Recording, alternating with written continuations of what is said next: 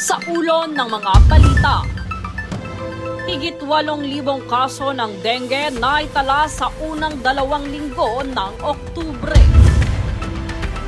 Taas presyo sa mga bulaklak, inaantabayanan sa nalalapit na undas.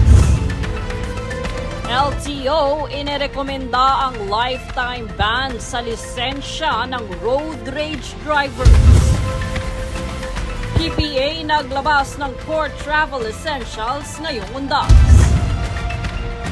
PNP magbabantay sa mga bahay na may iwan ng publiko sa undas para makaiwas sa nakawan. DMW na iligtas ang 32 marinong na abuso sa bansang Fiji. Batas at pantay na balita, komprehensibong ulat para sa pulso ng masa. Ito ang News Foods.